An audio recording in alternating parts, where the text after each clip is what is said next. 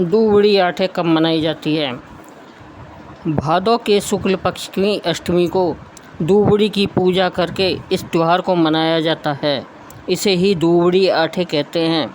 एक पाठे पर दूबड़ी अर्थात या बालकों की मूर्ति, सर्पों की मूर्ति, एक मटका और एक स्त्री की मूर्ति बनाकर उनके चावल, जल, दूध, रोली, आटा, घी, चीनी मिलाकर मोई बनाकर पूजते हैं, दक्षिणा चढ़ाते हैं और भीगा बाजरा चढ़ाते हैं। मोठ बाजरे का बायना निकालकर चरण स्पर्श करके सासू जी को देते हैं। फिर दूबड़ी आठे की कथा सुनकर इस दिन ठंडा भोजन ही करना चाहिए। इसी वर्ष विवाहित स्त्री को इसका उजमन करना चाहिए। उजमन में मोठ बाजरे की 13 छोटी छोटी डेरियाँ बनाकर उस पर साड़ी और रुपए रखकर सासू जी को देते हैं। दूबड़ी अष्टमी की कहानी। एक साहूकार था, उसके 8 बेटे थे। उसके बेटे बड़े हुए तो सबसे बड़े बेटे की शादी तय कर दी। मुहूर्त निकलवाया गया। मुहूर्त दूबड़ी आठे का निकला। फेरों के समय उसे एक नाग आकर डस गया। इस साहूकार के 7 बेटे इसी प्रकार फेरों में नाग के डस जाने से मर गए और सबके मुहूर्त दूबड़ी आठे के ही थे। अब अंत में 8वें बेटे की शादी तय हुई। लड़के की बहन किसी गांव में रहती थी। उसे लेने गए और लेकर जब वापस आने लगे तो बहन को प्यास लगी और वह पानी पीने कुएं पर गई। वहां एक बूढ़ी डोकरी कुछ बना रही थी और बिगाड़ रही थी।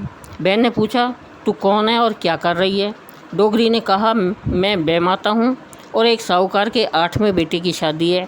7 तो मर चुके हैं, 8वां अब मरने वाला है, सो उसके लिए ढकनी दे रही हूँ। बहन ने पूछा, वो किस तरह बच भी सकता है? बेमाता ने कहा, हाँ, अगर उसके कोई दूर की पास की बहन, ये भुआ जो दूबड़ी आठे की पूजा करती हो, वह उल्टे सुल्टे नेक करे, गाली निकाले, कड़ले कोसे अर्थात हर तरह के अपशकुन करे और बारात में साथ जावें और तेली से तात लावे, कुम्हार से हांडी ढक्कन लावें और कच्चा करवा लावे और फेरों में नाग डसने आवे तो उसे करवे में कच्चा दूध पिलावे। वो पीने लगे तब हांडी में बंद कर ढक्कन लगाकर डोरी से बांध दें तो काल की यह घड़ी टल सकती है।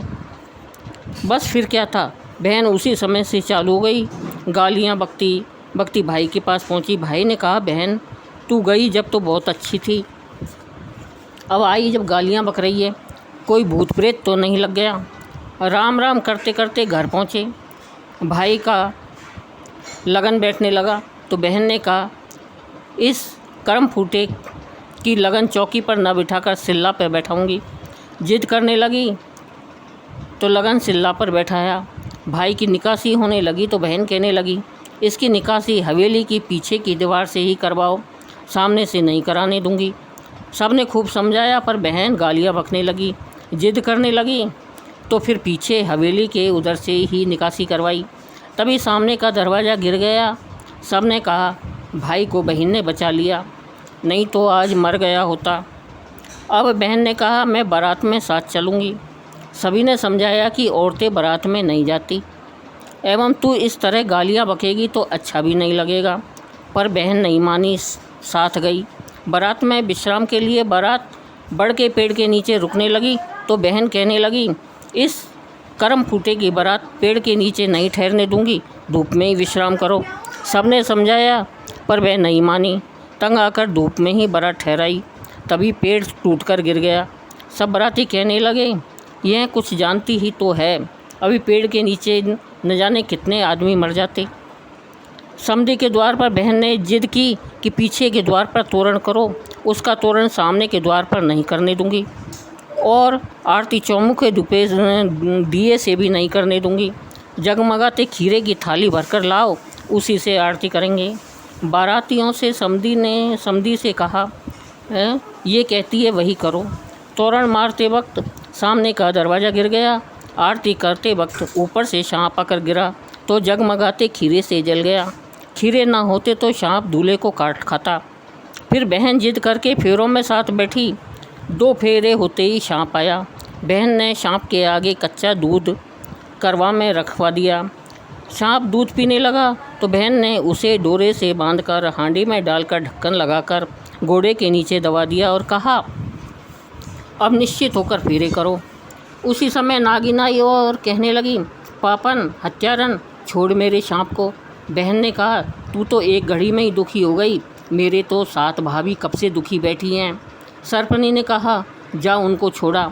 इस प्रकार बहन ने 7 भाई जीवित करवा लिए, फिर सांप को छोड़ा।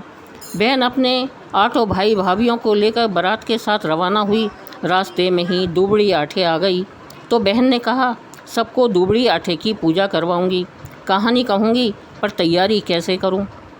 बहन ने गाड़ी रुकवाई, नीचे उतरी तो देखा कि पाटा वहीं मंडा पड़ा है, बेर का पेड़ लगा है, भीगे मोठ व पूजन की सब सामग्री पड़ी है। बहन ने 7 भाभियों के साथ पूजा की, कांटा पास व कथा कही, फिर भीगे मोठ से सबने बायना निकाला और बहन ने भाभियों से कहा, हमेशा भादो सुदी आटे की दुबड़ी की पूजा करना, कांटा पासना और पूजा करना, कथा कहना। उधर साहूकारनी छत पर चढ़कर बारात की राह देख रहे थे। तभी पनिहारियों ने आकर बताया कि स्वागत की तैयारी करो, तेरी बेटी भाई भाभियों को लेकर आ रही है।